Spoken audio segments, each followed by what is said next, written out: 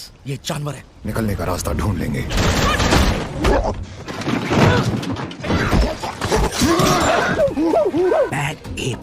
आइए देखते हैं, मजा आएगा। ये लास्ट पार्ट के एंड में हमने देखा था कि एक बहुत बड़ी आर्मी सारे वानरों को मारने आ रही है और एक नई जंग की शुरुआत हो चुकी है। इस जंग को चलते हुए 2 साल बीत चुके हैं। सीजर आर्मी से बचने के लिए जंगल के किसी गुप्त ठिकाने में छुपा हुआ है और वहीं से जंग लड़ रहा है। अब कुछ सोल्जर जंगल में वानरों को मारने आ जाते हैं। सोल्जर के पास एक गद्दार वानर भी है जो इनको बाकी के वानरों का ठिकाना बताता है। ये वहां जाके सभी को मार देते हैं और वानर की दूसरी सेना वहां आकर सभी सोल्जर को मार देती है, जिनमें से कुछ सोल्जर और गद्दार वानर बच जाते हैं। वानर इन्हें उठाकर सीजर के पास ले जाते हैं। यहाँ एक सोल्जर सीजर को देखकर बोलता है, चलो आज तुम्हें देख भी लिया, तुम्हारी तलाश हमें काफी टाइम से थी, बस मार दो हमें। बकवास बंद करो। सीजर बोलता है, मैंने ये जंग शुरू नहीं की, कोबा ने की थी और उसे मैं मार चुका हूँ। सोल्जर बोलता है, तो हमारे साथ जो वानर हैं वो तुम्हारे खिलाफ क्यों हैं?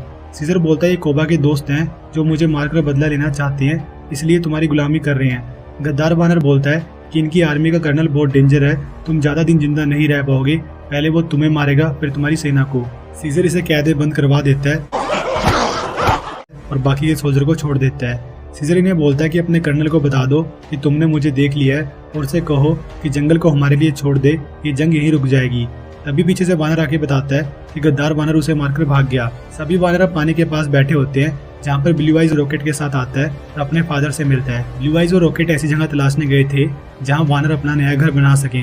पहले ब्लू आइज अपनी फैमिली से जाकर मिलता है, फिर अपनी सेटिंग लेक से। रहा नहीं जाता। जिसके बाद ये सीजर को एक मैप दिखाकर बोलता है, 20 रुपए दोगी तो एक खरास की बात बताऊंगा कि पहाड़ों के उस तरफ रेगिस्तान क्रॉस करके घर बनाएंगे।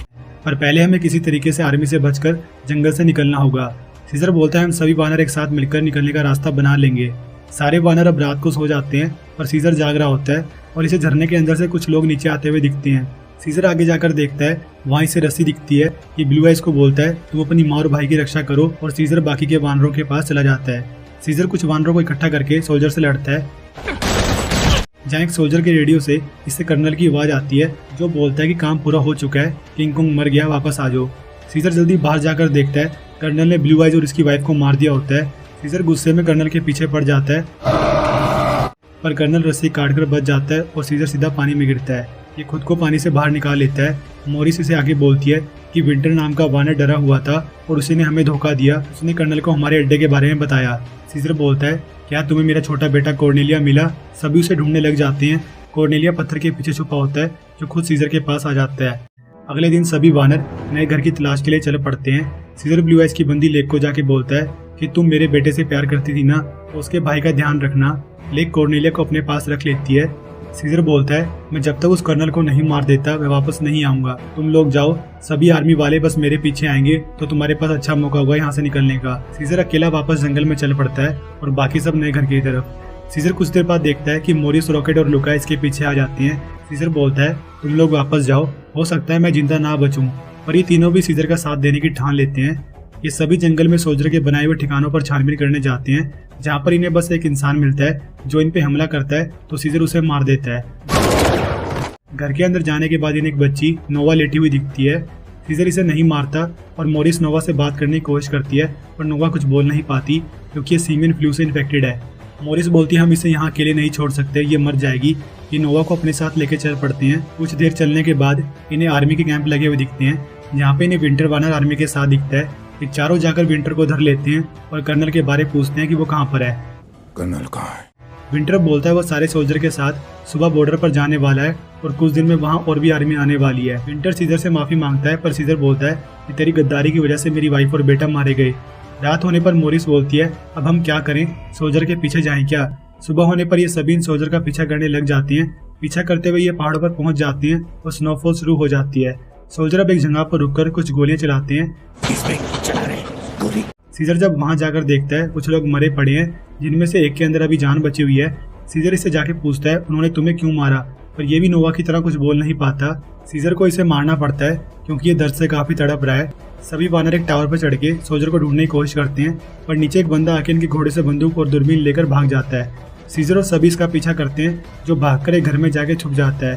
सीजर जब इसे मारने लगता है तो ये चुराया हुआ सामान वापस फेंक देता है जब ये बाहर निकलता है तो सीजर देखता है ये तो एक वानर है जो इनकी तरह ही बोल सकता है। ये सीजर को बताता है कि कैसे वो जू से बहुत साल पहले यहाँ भाग आया था पर सभी इंसान बीमारी से मरने लगे। इसके बाद उन्होंने सब वानरों को मार दिया और मैं भागकर यहाँ आ गया और काफी साल तक यहीं छुपा रहा। ये वानर काफी डरा हुआ लगता है और अपना नाम बैड एप बताता है। Bad app. ये सीजर और इसके साथियों को कुछ खाने का सामान देता है जो इसने इंसानों से चुराया था। सीजर देखता है कि इन खानों के पैकेट पर कैलिफोर्निया बॉर्डर लिखा हुआ है। सीजर समझ जाता है कर्नल भी इसी बॉर्डर पर गया होगा। ये बैड एप को बोलते हैं कि तुम्हें हमें यहाँ ले जाना होगा। बैड एप डर के मना कर देता है और बोलता है कि बर्फ बहुत है, तुम यहाँ आराम करो। रात होने पर ये सीजर से पूछता है ये बच्ची कौन है। सीजर इसे बोलता है इसका कोई नहीं है इसलिए हम इसे ले आए। बैड एप अब सीजर की फैमिली के बारे में पूछता है तो सीजर इसे सब बता देता है। तो वानर बोलता है मेरा भी एक बच्चा है पर पता नहीं वो जिंदा होगा भी या नहीं, क्या वो हमें सोल्जर के पास मिल सकता है। सीजर बोलता है शायद मिल जाए। तो बैड एप बोलता है ठीक है मैं तुम्हें वहाँ ले चलता हूँ। काफी देर चलने के बाद इन्हें फिर से आर्मी कैंप दिखता है। जब ये वहाँ दूरबीन से छानबीन करते हैं तो सोल्जर इन पर अटैक कर देते हैं पर लुका सीजर को बचाने के चक्कर में अपनी जान गंवा देता है। नोआ भी लुका की मौत से काफी दुखी हो जाती है। मॉरिस बोलती है हम वापस अपने झुंड के पास चलते हैं पर रॉकेट बोलता नहीं हमें उनसे बदला लेना होगा। मॉरिस सीजर को बोलती है तुम भी कोबा जैसे बनते जा रहे हो। सीजर गुस्से में बोलता है तुम्हें यहाँ लाना बहुत बड़ी गलती थी, ये मेरी लड़ाई है, मैं अकेला लड़ूंगा।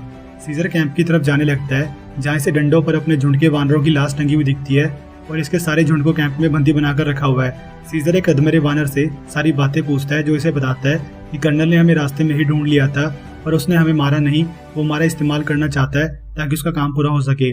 सीजर पूछता है वो कौन सा काम करवा रहा है तुमसे और मेरा छोटा बेटा कहाँ पर है। वानर पर वहीं दम तोड़ देता है और गद्दार वानर पीछे से आके सीजर को बंदूक मार के बेहोश कर देता है। सीजर को कर्नल के पास ले जाया जाता है। कर्नल बोलता है ओहो तो तुम मिल ही गए, अपने दोस्तों को बचाने आए हो क्या। सीजर बोलता है मैं तुम्हारे लिए यहाँ आया था, तुमने मेरी वाइफ और बच्चे को मार दिया। कर्नल बोलता है सॉरी यार मैं तो तुझे मारने आया था पर मारे वो गए। कर्नल पूछता है तुझे मेरा पता कैसे लगा। सीजर बोलता है किसी ने बताया था कि तुम बॉर्डर पर जा रहे हो जहाँ और भी आर्मी आने वाली है ताकि तुम हमें मार सको। कर्नल बोलता है बावला है क्या, ऐसा किसने कहा तेरे से। कि सीजर को उठा के बाहर कैद में डाल देता है जहाँ सीजर को उसका बेटा कॉर्नेलिया भी दिखता है। सीजर के लोग हिम्मत हार चुके हैं और सीजर से मुंह मोड़ लेते हैं। लेक बोलते हैं इन्होंने बहुत कुछ सहा है सीजर को काफी गिल्ट फील होता है कि उसकी वजह से सब फंस गए। अगले दिन सुबह सभी सोल्जर इन वानरों के कोड़े मारते हैं और इन्हें काम पर लगा देते हैं।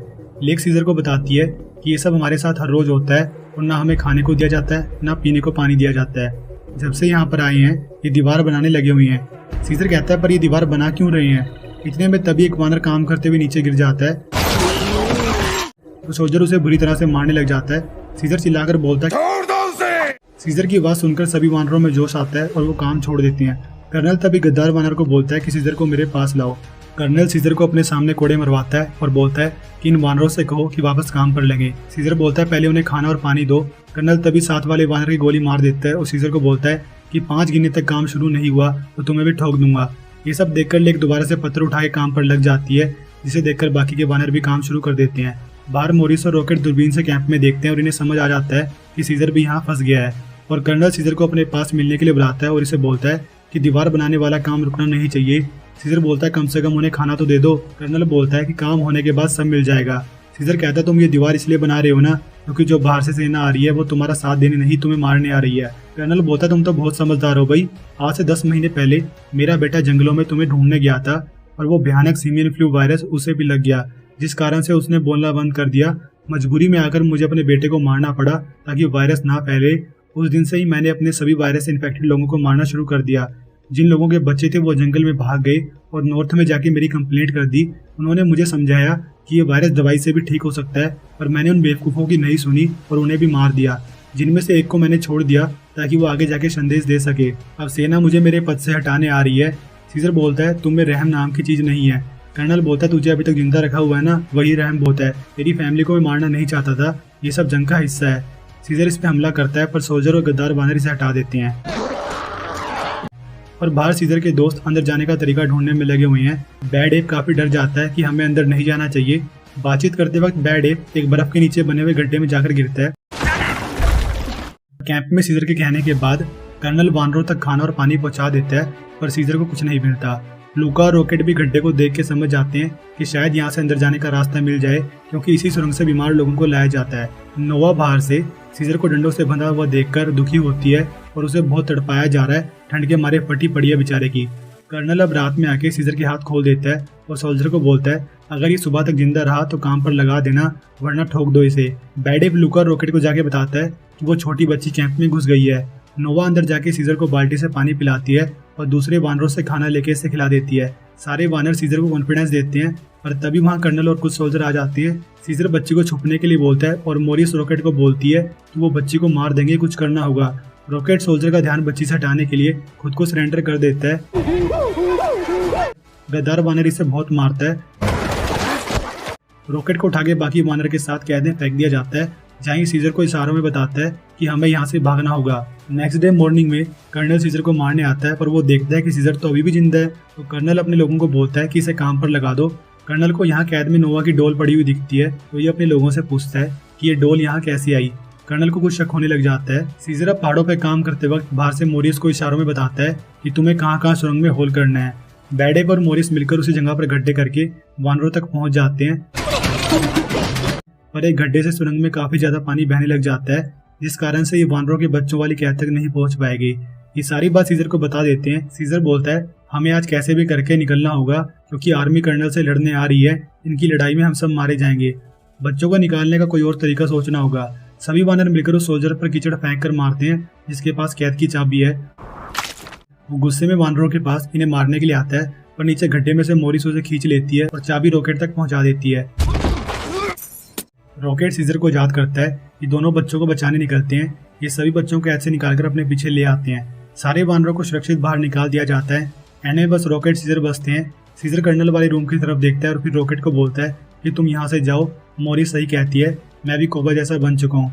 वो भी अपनी नफरत नहीं छोड़ पाया, ना ही मैं छोड़ सकता हूँ। और बाहर जब वानर निकल रहे होते हैं तो बैड एप देखता है कि बाहर वाली आर्मी ने कर्नल के कैंप पर हमला कर दिया है। वानर बेचारे बीच में फंस जाते हैं। सीजर कर्नल को मारने के लिए उसके कमरे में जाता है, पर वहां जाके ये देखता है कि कर्नल नोवा की गुड़िया को छूने से उसकी तरह ही वायरस से इन्फेक्टेड हो गया है। इसकी भी आवाज गले से नहीं निकलती। सीजर इसकी बंदूक उठा के इसे मारने लगता है, पर गोली नहीं चलाता। कर्नल अब खुद अपनी बंदूक उठा के सुसाइड कर लेता है। सीजर बाहर जाके देखता है कि आर्मी वाले दीवार से बाहर वानरों पर गोली चलाकर मार रहे हैं। सीजर को आइडिया आता है कि वहाँ खड़े गैस टैंक को बम से उड़ाने की कोशिश करता है, पर एक सोल्जर इसकी गोली मार देता है। गद्दार वानर ये सब देखकर डर जाता है कि सब वानर मर रहे हैं। इसकी आंख खुलती है और ये सीजर को सोल्जर से बचा लेता है। सीजर तभी गैस टैंक में धमाके करके सारी दीवारों को उड़ा देता है और एक जगह आग लगने से सभी गैस टैंक उड़ जाते हैं। पूरा कैंप तबाह हो जाता है। सीजर सुरंग से बाहर तो आ जाता है, पर यह देखता है कि दूसरी आर्मी वाले वहाँ कैंप में पहुंचकर जश्न मना रहे हैं कि हम जीत गए। तभी सीजर पहाड़ों पर देखता है कि इतने धमाकों से सारी बर्फ टूटकर नीचे आ रही है। सभी वानर भागकर पेड़ों पर चढ़ने की कोशिश करते हैं और ये सारी आर्मी बर्फ में दबकर मर जाती है। सीजर भी एक पेड़ को पकड़कर ऊपर चढ़ा रहता है। बर्फ सब कुछ खत्म कर देती है और वानर पेड़ पर चढ़ने की वजह से बच जाते हैं। सीजर सबको देख के हैप्पी होता है और सब अपने नए घर की तलाश में निकल लेते हैं। नए घर जाने के बाद मोरिस देखती है कि सीजर कतई जमा गिरने को हो रखा है। खत्म, बाय बाय। इसे पता लग जाता है कि सीजर की गोली लगी है और उसके पास ज्यादा वक्त नहीं है। मोरिस काफी सैड हो जाती है। सीजर बोलता है मेरे होने या ना होने से फर्क नहीं पड़ता मोरिस, वानर अपने घर लौट आए हैं और सेफ हैं। मोरिस कहती है मैं तुम्हारे बच्चे को जरूर बताऊंगी कि उसका बाप कितना महान था। मेरा बाप बदमाश था, मैं बदमाश ही हूँ। कुछ देर बाद सीजर पत्थर पर बैठे बैठे ही दम तोड़ देता है और मूवी यहीं खत्म हो जाती है। भगवान कसम, क्या प्रोग्राम दिखा दिया तूने।